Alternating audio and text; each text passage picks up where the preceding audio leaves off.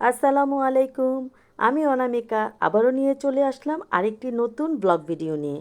আজকে আমি দেখাবো আমি যেভাবে সাগু দিয়ে ফালুদা রান্না করি। তো অনেকেই সাগুটাকে পানি দিয়ে সিদ্ধ করে নেন, তারপরে আলাদা আলাদা করে মিলিয়ে দেন। আমি যেভাবে করি আমি সেটাই আপনাদের সাথে শেয়ার করলাম। আমি ঘন দুধ করে দুধের সাথে সাগু আর চিনি দিয়ে একসাথে একদম পায়েসের মতো করে জাল দিই। তারপরে এখানে আমি কেটে নিচ্ছি কিছু ফ্রুটস। আপেল কেটে নিচ্ছি, কলা, আনার, আর আমি কিছু কাঠবাদাম ক্রাশ করে নিয়েছি, ভেঙে ভেঙে নিয়েছি। আর আমি রেডি যেই জেলোর প্যাকেট পাওয়া যায় সেই জেলোগুলি গরম পানি দিয়ে বলক দিয়ে একদম জমিয়ে নিয়েছি, যেটা জেলির মতো হয়ে গিয়েছে। এখানে আমি একটি বাটিতে আমি কাঁচের বাটি নিয়েছি, তাহলে দেখতে খুব সুন্দর হয়। ফালুদাটা দেখা যায় বাইরে থেকে, খুব সুন্দর লাগে। তো আমি প্রথমে যে ফালুদার মিশ্রণটি আমি রেডি করেছি, সাগুর পায়েস যেটা বলি, সেটাকে আমি প্রথমে একটা লেয়ারে দিলাম। তারপরে বেশ খানিকটা আপেল দিব আর কলা দিচ্ছি। আপেল কলা দিয়ে আনার দিব। আর আপনারা কিন্তু এই সাগুর পায়েসটা ফালুদা না করে এমনিতেও খেতে পারবেন, এটা খুবই টেস্টি হয়। সাথে একটু কিশমিশ দিয়ে দিলে আরও মজা। আর যখন খাবেন তখন বাদাম অ্যাড করে দিবেন, খুবই মজাদার হয়। আমাদের ঘরে সবারই কিন্তু সাগর পায়েস খুবই পছন্দ।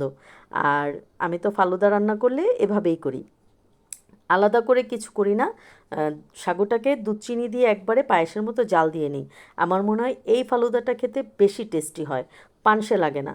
তো আমি এখানে সব জেলো একটু একটু করে দিয়ে দিলাম, একটা লেয়ার বানিয়ে ফেলতেছি।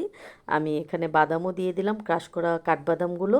আপনারা চাইলে এখানে আপনাদের মন মতো আরও ফ্রুটস দিতে পারেন, নাশপাতি দিতে পারেন, যার যেভাবে খেতে ইচ্ছে। আমি আমার ঘরে যা ছিল আমি সেই ফ্রুটস দিয়ে বানিয়ে নিয়েছি। এখানে আমি 3 রকমের জেলো ইউজ করেছি। সেটা হলো একটা স্ট্রবেরি, একটা অরেঞ্জ, আর ইয়েলো কালারটা আমি ভুলে গিয়েছি এটা যে কী, মনে হয় খুব সম্ভবত বানানা বা অন্য কিছু হতে পারে, পাইনাপেল হতে পারে।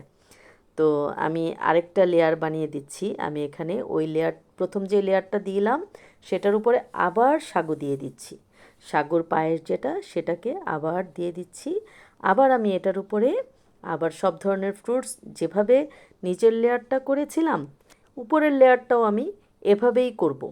প্রথমে আপেল দিয়ে দিব, তারপরে দিয়ে দিব কলা, তারপরে সাথে দিব আনার, বাদাম, পরপর জেলো, 3 রকমের জেলো।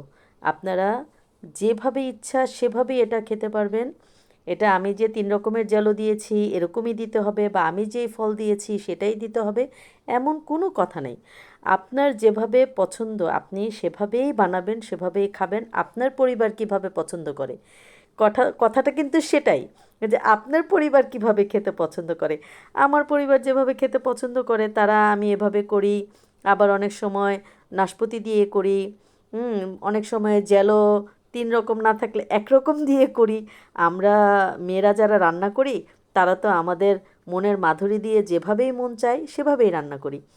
আর সেটা অনেক সময় হয়তো একটু খারাপ হয়। আসলে আমার মনে হয় কি, মন খারাপ থাকলে রান্না খারাপ হয়, আর যখন মন ভালো থাকে তখন তো মনের মাধুরী মিশিয়ে আমরা রান্না করি, সেটা মনে হয় আরও টেস্টি হয়ে যায়।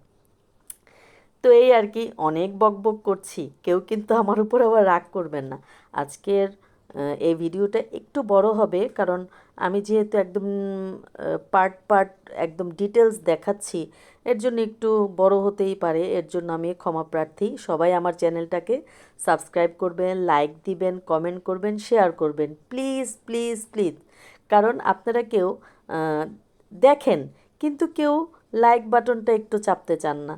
আমরা এত কষ্ট করে এগুলি করি, শখ হোক আর যাই হোক, কষ্ট করে তো করি।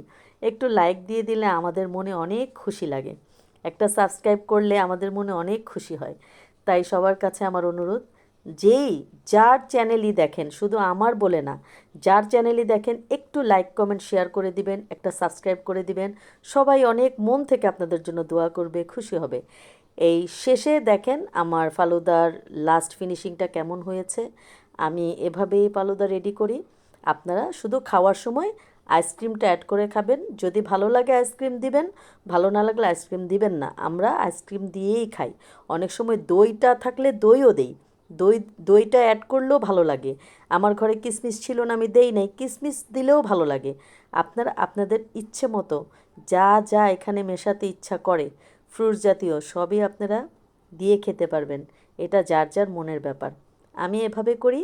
আমি আমার ভালোবাসার মানুষদের সাথে আমার যেভাবে রান্না করা ফালুদা সেটা আমি শেয়ার করলাম। আমার জন্য সবাই দোয়া করবেন, সবাই ভালো থাকবেন। আসসালামু আলাইকুম।